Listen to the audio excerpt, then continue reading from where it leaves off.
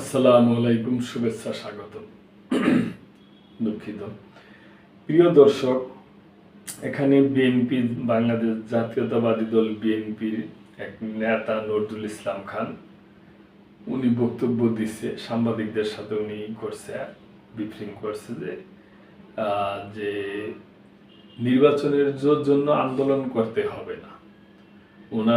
ওনার মতে যে যে বর্তমানে যে অন্তর্বর্তী সরকার আছে তাদের বিএনপি পছন্দ করে মানে তাদের ক্ষমতায় বসাইছে এবং মানে তাদের সাহায্য সহযোগিতায় বিভিন্ন ইস্যুতে বিভিন্ন সরকারের সাথে বিএনপি আছে এবং বিএনপি সরকারকে সহযোগিতা করতে চায়, এরকম একটা সংবাদ আর কি। এই সরকারের বিরুদ্ধে আন্দোলনের প্রয়োজন আছে বলে মনে করি না। নজরুল ইসলাম খান অন্তর্বর্তী সরকারের বিরুদ্ধে কোনো আন্দোলন করার প্রয়োজন আছে বলে মনে করি না, বিএনপি স্থায়ী কমিটির সদস্য নজরুল ইসলাম খান। এবছরের ডিসেম্বরের মধ্যে জাতীয় নির্বাচন আদায়ে রাজনৈতিক দলগুলোকে একমতে আনা এবং এ লক্ষ্যে করণীয় ঠিক করতে যুগপৎ আন্দোলনের শরিক 12 দলীয় জোটের সঙ্গে বৈঠক শেষে তিনি এ মন্তব্য করেন। আমি মনে করি ঠিক আছে, শুধু আন্দোলন করলেই হবে না, আন্দোলন জনগণ চায় কিনা সেটাও দেখতে হবে। আজ শনিবার বিকালে গুলশানে বিএনপির চেয়ারপারসনের কার্যালয়ে বৈঠক শেষে সাংবাদিকদের ব্রিফিং করেন নজরুল ইসলাম খান। তার কারণ হলো বিএনপি বড় একটা পার্টি, এদের নীতি নির্ধারণ, এদের অনেক নেতা আছে, জ্যেষ্ঠ অনেক ভালো নেতা, এবং তারা এর আগে দেশ শাসন করছে, তারা ভালো মন্দ সম্বন্ধে বোঝে এবং দলের মধ্যে বিজ্ঞ প্রাজ্ঞ অনেক রাজনীতিবিদ আছে, তারা সঠিক সিদ্ধান্তই নিব।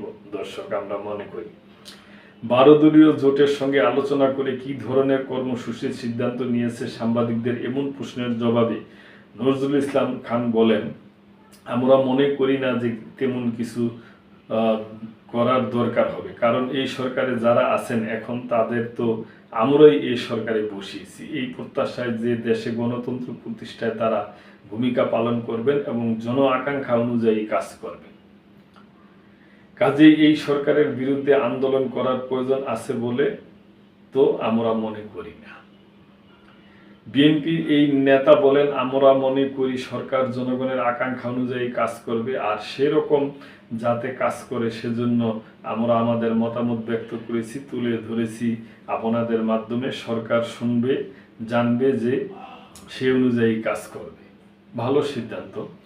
নজরুল ইসলাম খান বলেন, এর আগে একটা আলোচনায় অন্তর্বর্তীকালীন সরকারের প্রধান অধ্যাপক মোহাম্মদ ইউনূস খুব স্পষ্ট করেই বলছিলেন যে ডিসেম্বরের মধ্যেই নির্বাচন হবে, এবং আপনারা দেখছেন মাঝখানে একদিন পত্রিকায় এসেছিল এবং খানিকক্ষণ পরে সেটা বদলে যায়। তো ওনারা ডিসেম্বর থেকে জুনের মধ্যে নির্বাচনের কথা বলছেন এবং এটাও বলছেন ডিসেম্বর থেকে জুনের মানে হলো ডিসেম্বরও হতে পারে।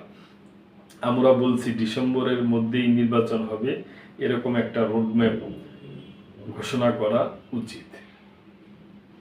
ব্রিফিংয়ে 12 দলীয় জোটের প্রধান ও জাতীয় পার্টির জাফর চেয়ারম্যান মোস্তফা জামাল হায়দার বলেন, নির্বাচন নিয়ে অনেক কথাই হচ্ছে, এ নিয়ে বিভ্রান্তি তৈরি হচ্ছে। আমাদের জোর দাবি ডিসেম্বরের মধ্যেই এই নির্বাচন করা সম্ভব এবং সঙ্গত।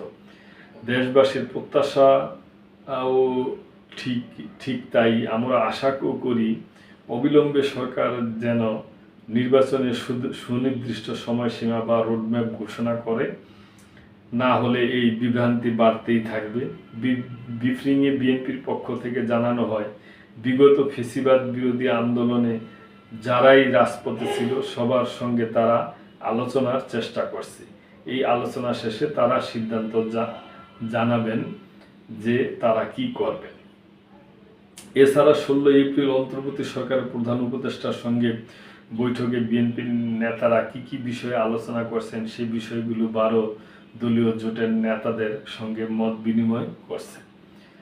বেলা 3টায় এই বৈঠক শুরু হয়ে প্রায় 2.25 ঘন্টা চলে। বৈঠকে বিএনপির পক্ষে স্থায়ী কমিটির 2 সদস্য নজরুল ইসলাম খান ও সেলিনা রহমান উপস্থিত ছিলেন।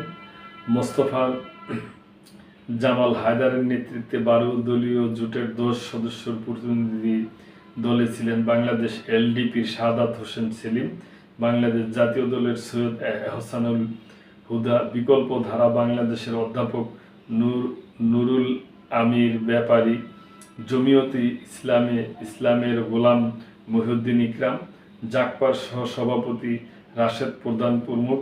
সন্ধ্যায় অলি আহমদের নেতৃত্বাধীন লিবারেল ডেমোক্রেটিক পার্টির সঙ্গে বৈঠকে বসেন প্রধান উপদেষ্টা।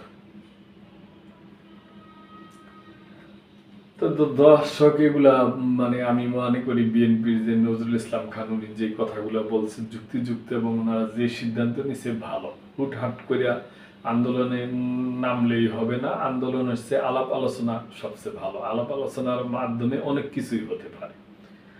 তো দর্শক, ভালো থাকবেন। আজকে এই পর্যন্তই। সাবস্ক্রাইব করে, লাইক, কমেন্ট, শেয়ার করে চ্যানেলটির পাশেই থাকবেন। আল্লাহ হাফেজ।